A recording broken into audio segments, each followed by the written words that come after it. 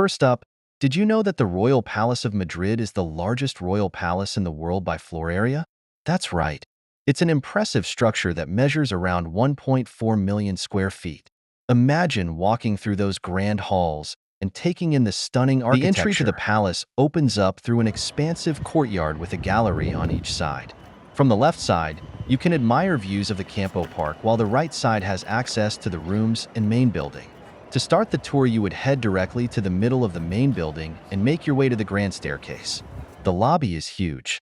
In the old days, this is where carriages dropped off distinguished guests. You'll see a statue of Charles III as Caesar by Ramon Barba.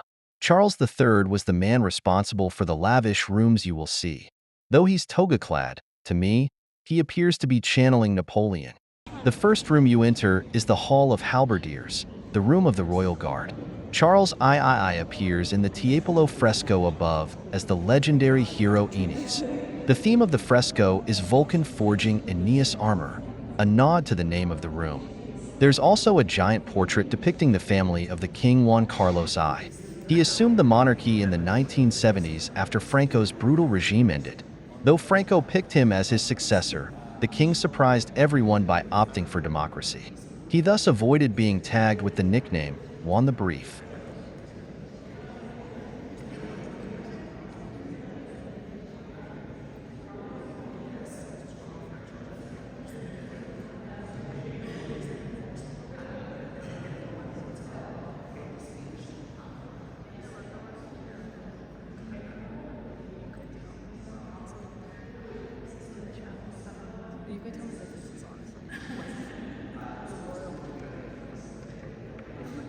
The next room is the Hall of Columns.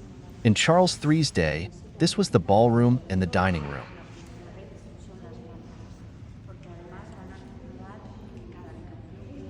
The ceiling frescoes show Apollo driving a chariot and Bacchus up to his usual revelry. This hall was where Franco once laid in state. He was initially buried in the Valley of the Fallen, but he was exhumed in the dead of night and transferred to a common cemetery. This room is also where Spain formally joined the European Union in 1985. The room's tapestries were woven in Belgium in the 17th century based on cartoons by the Italian Renaissance artist Raphael. This opulent room was Charles III's dining room. The gilded decor you see here is bronze with gold leaf.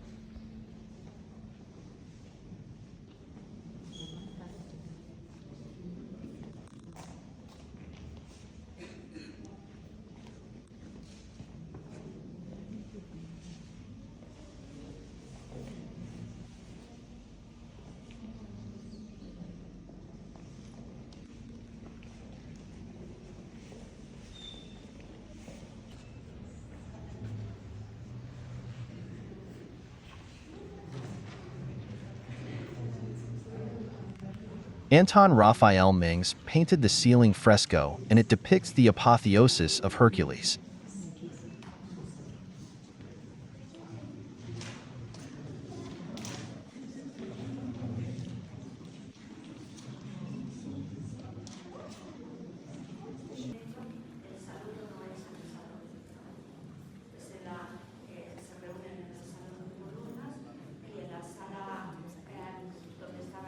Gasp! The Gasparini room was the king's dressing room, where he underwent the daily ritual of being dressed in front of his courtiers. It's one of the most over-the-top confections in the palace. It's a Rococo fantasia with a gold and green design. There are swirling inlaid marble floors, silver-threaded tapestries, silk-embroidered walls, and furnishings crafted by master European artisans. Swirling filigree and floral designs cover every inch of the walls.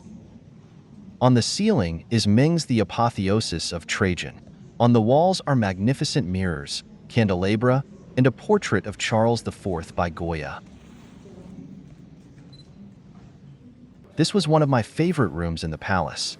It's a tiny but lavish room with green, white, and gold porcelain everywhere in the shape of garlands, vines, vases, babies, and mythological figures. The real theme is Bacchus.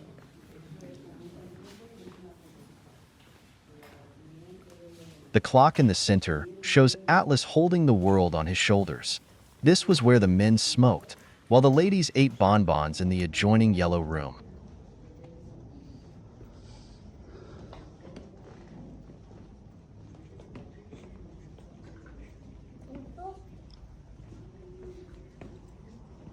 The dining room may be the most lavish room in the palace. Balls were often held here, hence the parquet dancing floor. The dining table is the size of a bowling lane. 25 chandeliers illuminate the table. It's used up to 12 times a year to entertain visiting dignitaries. The room is lined with golden vases from China and fine Flemish tapestries. The chairs of the king and queen are in the center and slightly pulled out, so you'll know it's them.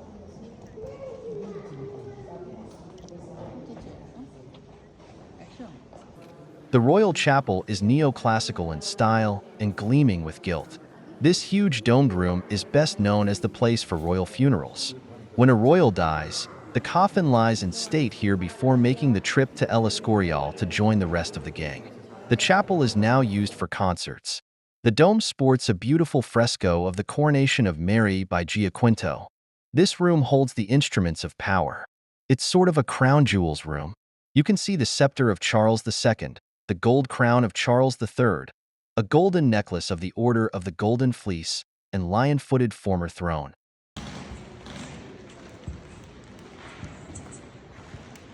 This room contains a rare and unusual collection of stringed instruments. It boasts the world's best collection of Stradivarius violins and the only matching quartet. Today, these violins sell for up to $20 million apiece. They royal families are heavily guarded and never fly on the same plane.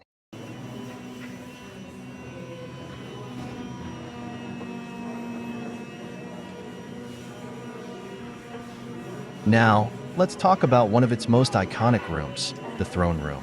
This room was originally designed as a ballroom back in 1785. Today, it serves as a venue for official ceremonies and even welcomes visitors who want to admire its opulent beauty. The throne room is adorned with 17th-century paintings and an ornate ceiling that will leave you breathless.